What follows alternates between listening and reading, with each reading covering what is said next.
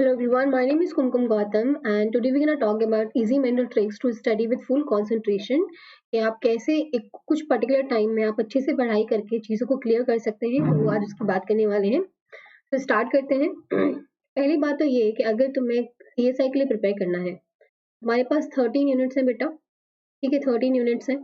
अब तुम्हें जो क्लियर करनी है, अगर जो बच्चा लेट स्टार्ट करता है या फिर बहुत पहले से स्टार्ट कर रहा है, तो अबाउट 8 या 9 यूनिट्स तो तुम्हें कवर करनी ही करनी है। उससे कम नहीं करोगे तो बेटर रहेगा। 8 या 9 यूनिट्स तुम्हें लेके चलना ही चलना है। अगर तुम इतनी कवर करोगे तो सेफ साइड पे तुम खेल सकते हो बाद में। ठीक है, तो अगर सेफ रहना है, प्रॉपर्ली अगर एग्जाम को क्लियर करना है, तो एटलीस्ट 9 यूनिट्स तुम लेके चलो, तुम इतना क्लियर करके चलो। और इससे क्या होगा कि तुम अगर क्वेश्चन कभी ऐसा होता है कि तुमसे एक पर्टिकुलर टॉपिक से क्वेश्चन नहीं आता है, तुम किसी और यूनिट के क्वेश्चन वहाँ पे अटेम्प्ट कर सकते हो। तो अबाउट 8 या 9 यूनिट्स तो तुम्हें लेके ही चलनी है, तभी तुम्हारी चीजें जो होंगी प्रॉपर्ली क्लियर हो पाएंगी। ओके। क्योंकि अभी टाइम भी काफी है। अभी तुम्हारा फेब आया है और तुम्हारा एग्जाम जो होगा जून में एग्जाम होगा, तो काफी टाइम भी है, तो तुम अभी 8 या 9 यूनिट्स कंप्लीट कर सकते हो। उसके बाद क्या करना है, तुम्हें एक एक यूनिट, तुम्हें 8 या 9 यूनिट्स पढ़नी है। ठीक है, अब तुम्हें पहले कौन सी यूनिट करनी है, पहले वो यूनिट खत्म करनी है जो तुम्हें ऑलरेडी आती है। ठीक है, तुमने ऑलरेडी उनको पढ़ रखा है, चाहे वो मास्टर्स में है, जो तुम जिसमें तुम्हारी बहुत अच्छी पकड़ है। ठीक है, उन यूनिट्स को पहले कवर करना है। क्यों? क्योंकि ऑलरेडी अगर तुम्हारी जो कवर यूनिट है, अगर उनको तुम पढ़ोगे तो उससे क्या हो जाएगा कि वहां पे ऑलरेडी तुम्हारा जो पढ़ा हुआ चीजें हैं वो तुम्हें याद है, और याद होने की वजह से क्या होगा, एक बार तुम रिवाइज कर लोगे तो चीजें वहां से प्रॉपर्ली क्लियर हो जाएंगी। तो तुम्हें फ्यूचर में ज्यादा टाइम देने की जरूरत नहीं पड़ेगी उस पर्टिकुलर कॉन्सेप्ट को। तो अगर टाइम बचाना है, चीजों को जल्दी से जल्दी क्लियर करना है, तो तुम्हें जो ऑलरेडी तुम्हारी प्रिपेयर्ड है, तुम्हें क्या करना है, उनको एक बार रिवाइज करना है properly along with the previous year questions. ऐसा नहीं है कि सिर्फ पढ़ाई कर ली है और रख दिया उनको, नहीं। आपको अब क्या करना है, उनको प्रॉपर्ली रिवाइज करना है, उस पर्टिकुलर टॉपिक से जितने भी प्रीवियस ईयर क्वेश्चन आए हैं वो सॉल्व करने हैं साथ के साथ। उसके बाद तुम्हें मानना है कि अच्छा मेरी यूनिट जो है कंप्लीट हो चुकी है, कंप्लीट हो चुकी है। उसके बाद जैसे वो कंप्लीट हो जाती है, आपको क्या करना है, मॉक टेस्ट अप्लाई करने हैं। मॉक टेस्ट अप्लाई करने हैं, तो जो भी तुम्हारे फ्री वाले मॉक टेस्ट होते हैं, जो तुम्हें किसी भी साइट पर अगर मिलते हैं, तो तुम्हें फ्री मॉक टेस्ट लगाने हैं और तुम्हें देखना है कि तुम्हारी सच में यूनिट जो है कंप्लीट हुई है कि नहीं हुई है। अगर फिर भी कुछ रह जाता है तो दोबारा से उस चीज को कंप्लीट करना है, उसको नोट्स में ऐड कर लेना है और फिर से वो चीजें रिवाइज करनी है।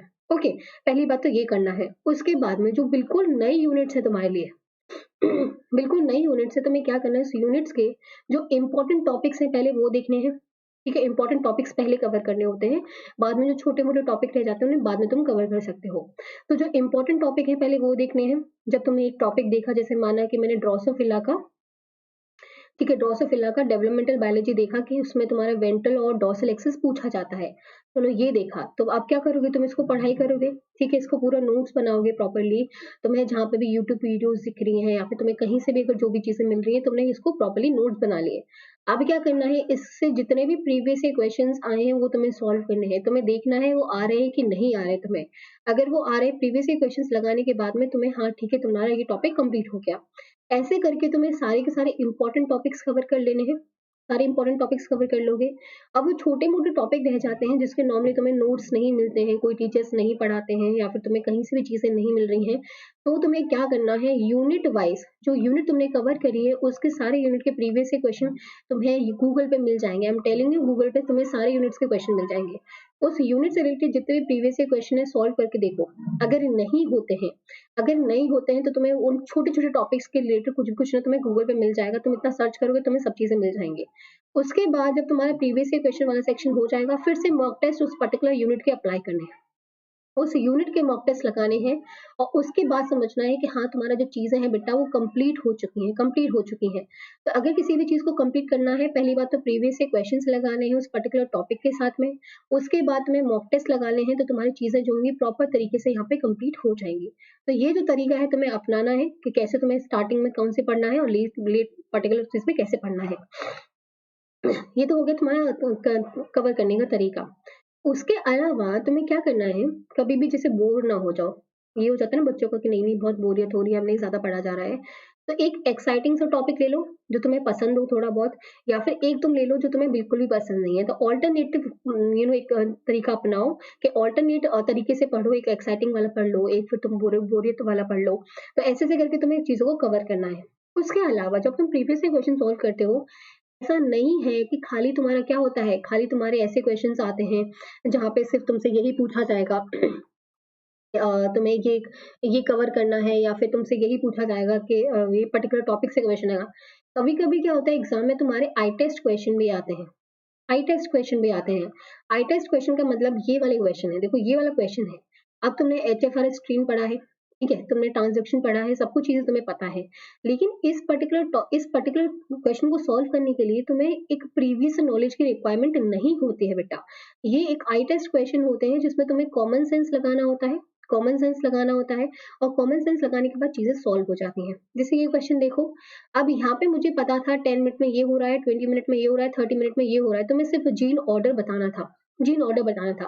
तुम्हारा ये कॉमन सेंस वाला क्वेश्चन है, आई टेस्ट वाला क्वेश्चन है, कोई भी प्रीवियस नॉलेज की रिक्वायरमेंट नहीं होगी। तो तुम्हें क्या करना है, ये ए पॉजिटिव वाला पहले आ रखा है, तो ये ए पॉजिटिव सब में आ रखा है, तो मतलब ए पहले हो जाएगा, ठीक है? उसके बाद सी पॉजिटिव 2 में आ रखा है, तो मतलब सी उसके बाद हो जाएगा और बी पॉजिटिव सिर्फ 1 में आ रखा है, तो मतलब बी सबसे लास्ट में हो जाएगा। तो इससे मुझे पता चल जाएगा कि आंसर क्या होगा, D will be your right one. तो मुझे ऑर्डर पता करना था, इज़िली मैंने ऑर्डर पता कर लिया है। तो एक तुम्हें एक तरीका ढूँढना होता है कि क्वेश्चन को कैसे निकाल सकते हो। तो वही सिंपल सा काम होता है और वहीं से तुम्हारी सारी चीज़ें जो है सॉल्व हो जाती हैं। तो इस चीज़ को याद में रखना है, ये आई टेस्ट क्वेश्चन जो होते हैं, कॉमन सेंस क्वेश्चन उन्हें उनको आराम से करना है। उसके अलावा तुम्हें एलिमिनेशन मेथड अप्लाई करना आना चाहिए। मतलब कि अगर तुम्हारे पास 4 ऑप्शन हैं, तो उसमें से तुम्हारा कौन-कौन सा ऑप्शन जो है बिल्कुल अलग जा रहा है, तो तुम उसको पहले डिलीट कर दो, एलिमिनेट कर दो। तुम्हारे पास 3 ऑप्शन रह जाएँगे, उससे तो बेटर है ना 4 ऑप्शन से 3 ऑप्शन रह गए हैं। फिर एक और को एलिमिनेट कर दिया, 2 ऑप्शन रह गए हैं। और एलिमिनेशन से क्या होता है बेटा कि तुम्हारी जो चीज़ें हैं ना, वो थोड़े कम-कम नैरो होती जाती हैं और जितना नैरो होते जाएँगे, वहाँ से सॉल्व करना ज़्यादा इम्पोर्टेंट हो जाता है, मतलब ज़्यादा ईज़ी हो जाता है। तो एलिमिनेशन मेथड अप्लाई करना आना चाहिए। पॉसिबिलिटी हमेशा बताती हूँ तुम लोगों को कि जो कैन लिखा होता है, कुड लिखा होता है बेटा, मे लिखा होता है, माइट लिखा होता है और ऑफ़न लिखा होता है या फिर यूजुअली लिखा रहता है, ठीक है? तो ये जो चीज़ें होती हैं बहुत पॉसिबल वर्ड होते हैं, बहुत पॉसिबल वर्ड होते हैं और तुम्हें पता है साइंस में इन चीज़ों की बहुत सारी जगह है क्योंकि किसी भी चीज़ को हम ऐसे एक पूरा एक कॉन्फिडेंस से नहीं कह सकते कि हाँ, यही चीज़ होती है क्योंकि कुछ भी चेंज होता रहता है। तो इसीलिए 80 टू 90% अगर ऐसे ऑप्शंस में आते हैं तो वो करेक्ट होते हैं बेटा, करेक्ट होते हैं, इस चीज़ को याद में रखना है। तो एलिमिनेशन मेथड तुम इस पे भी अप्लाई कर सकते हो। ओके, उसके बाद आता है एक्सट्रीम ऑप्शन जैसे हो गया है ऑलवेज़, ठीक है? ऑलवेज़ हो गया है, एक्सेप्ट हो गया है, ओनली हो गया है बेटा और तुम्हारा और ऑलवेज़ हो गया, एक्सेप्ट हो गया, ओनली हो गया है। तो कुछ ऐसे वर्ड जो बोलते हैं कि नहीं-नहीं यही होगा, इसके अलावा कुछ और पॉसिबल नहीं है। यही हो सकता है, इसके अलावा कुछ पॉसिबल नहीं है। ये जो एक्सट्रीम ऑप्शन होते हैं, कुछ-कुछ चीज़ों पे ट्राई होते हैं, कुछ-कुछ चीज़ों पे अप्लाई होते हैं, वरना तो most of the time 80 to 90% ऐसे ऑप्शन क्या होंगे बेटा, पूरी तरह गलत होंगे। तो ये भी याद रखना है, इससे एलिमिनेशन मेथड में बहुत ज़्यादा हेल्प मिल जाती है। तो इसको भी ध्यान में रखना। Pick match of the following मैं क्यों बोलती हूँ हमेशा कि तुम हमेशा match of the following question को चूज करो क्यों बोलती हूँ देखो अगर ये वाला तुम्हारे पास क्वेश्चन आया हुआ है तुम्हें इन चारों में से एक ना एक चीज ऐसी आती होगी उन्होंने ऐसी ना ऐसी चीज एक लूप होल दिया होता है कि जहां से तुम एक पर्टिकुलर ऑप्शन से तुम्हारा पूरा क्वेश्चन सॉल्व हो जाएगा जैसे कि रेबीज है बेटा रेबीज किससे होता है ऑब्वियसली वायरस से होता है ये सबको पता है तो रेबीज अगर वायरस से होता है तो एस का 2 हो जाएगा बेटा अगर एस का 2 हो जाएगा तो तुम्हें और कुछ पता करने की जरूरत ही नहीं थी ये गया बेटा ये भी गया और ये भी गया तुम्हारा आंसर क्या हो जाएगा D will be right one तो इस पर्टिकुलर क्वेश्चन में क्या होता है कि नेगेटिव मार्किंग के जो चांसेस होते हैं ना बेटा नेगेटिव मार्किंग के जो चांसेस होते हैं बहुत कम हो जाते हैं तुम्हारा पॉजिटिव जो चीजें हैं बेटा ज्यादा निकल के आती हैं इसलिए match of the following question को बोला जाता है क्योंकि एक ऑप्शन है बेटा सारा क्वेश्चन सॉल्व हो जाता है सारा क्वेश्चन सॉल्व हो जाता है तो इसीलिए match of the following question को चूज करना बहुत इंपॉर्टेंट होता है और यहाँ से तुम्हारा नेगेटिविटी जो होगी चीजों की वो भी कम हो जाती है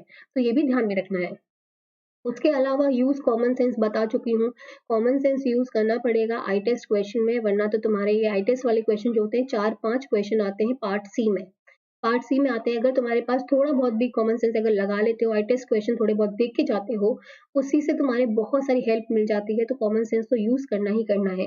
तो उसके अलावा पढ़ाई करनी है, पढ़ाई करने के अलावा ये ट्रिक्स भी अप्लाई करनी होंगी, अगर ये ट्रिक्स अप्लाई नहीं करोगे, तो क्या होगा तुम चीज़ों में आगे निकल जाओगे, लेकिन उस एग्ज़ाम को क्लियर करना है एट अ पर्टिकुलर टाइम, क्योंकि तुम्हारे पास सिर्फ 3 घंटे होते हैं और तुम्हारे पास इतना सारे क्वेश्चन है वहाँ पे, और तुम्हें उसमें से चूज़ करके सही ऑप्शन चूज़ करने के, अच्छा तुम्हें ये वाला क्वेश्चन आता है, ये वाला क्वेश्चन नहीं आता है, तो वो मुश्किल हो जाता है बेटा। इसलिए उसमें ट्रिक अप्लाई करना बहुत इंपॉर्टेंट है। Match of the following question को चूज़ करो, कॉमन सेंस वाले क्वेश्चन को चूज़ करो, एलिमिनेशन मेथड अप्लाई करो, पॉसिबिलिटी मेथड अप्लाई करो, एक्सट्रीम ऑप्शन वाला मेथड अप्लाई करो, उसके अलावा तुम अपनी नॉलेज वहाँ पे अप्लाई करो, तो वहाँ से क्वेश्चन पूरा का पूरा सॉल्व हो जाता है। आई होप ये वीडियो तुम्हारी हेल्प करी होगी एंड हेल्पफुल रही होगी। तो thank you so much. Thank you.